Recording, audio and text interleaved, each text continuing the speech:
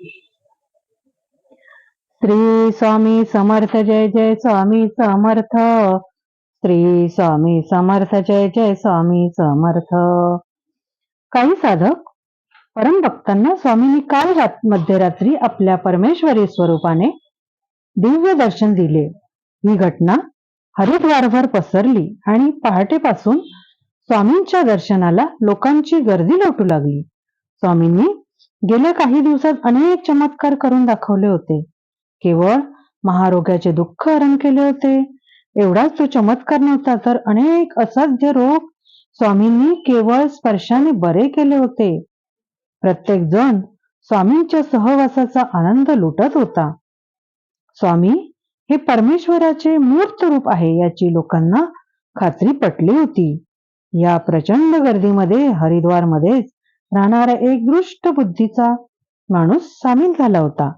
त्याला स्वामींचे हे चमत्कार म्हणजे निव्वळ थोटांड वाटत होते आणि अविचाराने ग्रासलेला तो कुविचारी दुष्ट प्रवृत्तीचा माणूस स्वामींसमोर जाऊन उभा राहिला.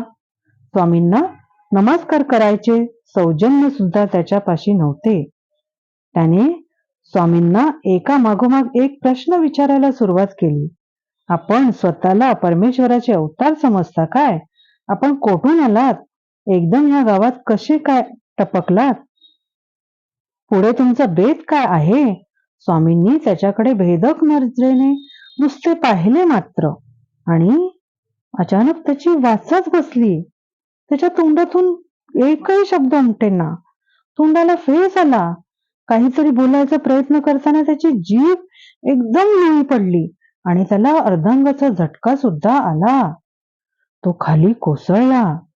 स्वामींनी त्याला एकच भेदक प्रश्न विचारला. तू काल गोमांस शिजवून खाण्यासाठी एका गायीची हत्या केलीस ना? स्वामींचा प्रश्न पूर्ण होण्यापूर्वीच लोकांनी त्या दृष्ट माणसाचा धिक्कार करायला सुरुवात केली. स्वामींनी लोकांना शांत केलं. त्या दृष्ट माणसाला पश्चाताप झाला. तो स्वामींपाशी गयावया करू लागला, परंतु जीभ लोळी पडल्यामुळे त्याला काहीही बोलता येईना. स्वामींनी त्याच्याकडे करुणार्थ नजरेने पाहिले मात्र तो एकदम बोलू लागला. स्वामी, माझी मोठी चूक झाली, मला क्षमा करा. माझे अपराध पोटात घाला. स्वामींनी त्याला क्षमा केली, परंतु जाता जाता त्याला आपल्या सामर्थ्याची चुणूक दाखवली. काही लोकांना आपल्या पंडितांची घमेंड असते. सत्पुरुषांचा अपमान करताना ते लोक कशाचाही विचार करत नाहीत. अशा लोकांना परमेश्वर शासन करतो.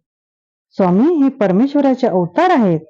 त्याचा साक्षात्कार झालेल्या साधक भक्तांची भाग्यवान कहाणी कानावर येऊन सुद्धा त्या दुष्ट प्रवृत्तीच्या माणसाने स्वामींसमोर जो मूर्खपणा प्रकट केला त्याला सीमा नव्हती.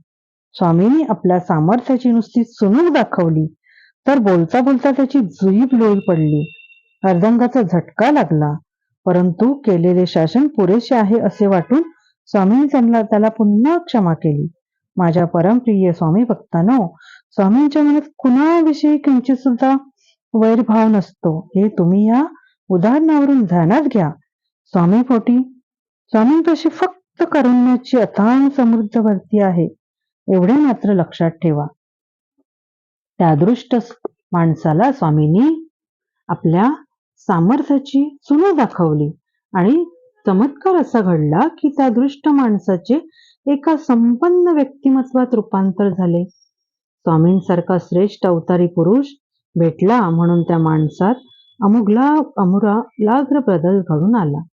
त्याच्या एकूणच आयुष्याचा कायापालट झाला. समर्थांची कृपा त्याला लाभली. शरणागतांना अभय देणे हे खरे तर स्वामींचे वचन होते.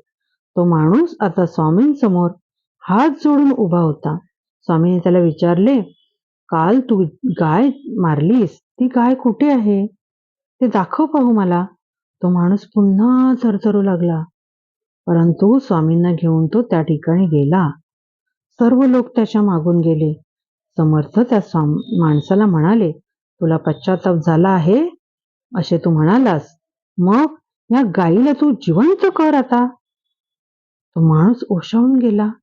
आपण गाईला कशी काय जिवंत करणार तो विचार करत राहिला.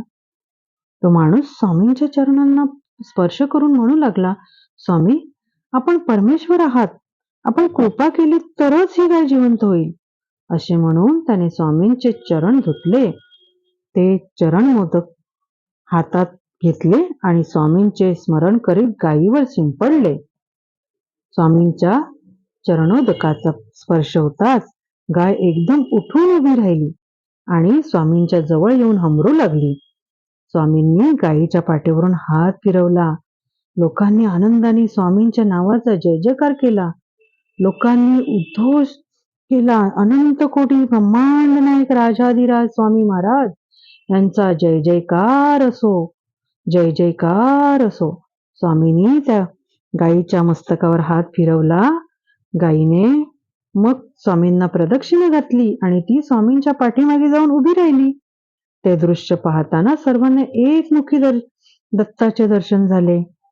आपल्याला जेव्हा सत्पुरुषाचा सत्संग लाभतो तेव्हा आपले भाग्य उजळून निघते.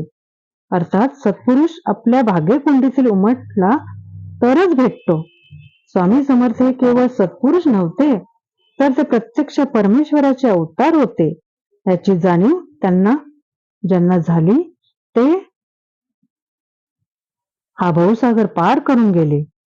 स्वामी समर्थासारखा दिव्य पुरुष त्या दृष्ट माणसाला भेटला आणि स्वामींनी आपली ताकद जेव्हा त्या माणसाला दाखवली तेव्हाच तो सरळ झाला. परंतु एक लक्षात घ्या की जरी तो माणूस दृष्ट स्वभावाचा होता तरी त्याने पूर्वजन्मी पुण्य केले होते, म्हणून स्वामींचे त्याला दर्शन झाले. माझ्या प्राणप्रिय स्वामी भक्तांनो, आपण सर्व स्वामी भक्तच आहोत. त्यांच्या पूजेत आपण दंग झालेले आहोत. त्यांचे दर्शन आपल्याला निश्चित होणार आहे, यावर तुम्ही विश्वास ठेवा. Thank you.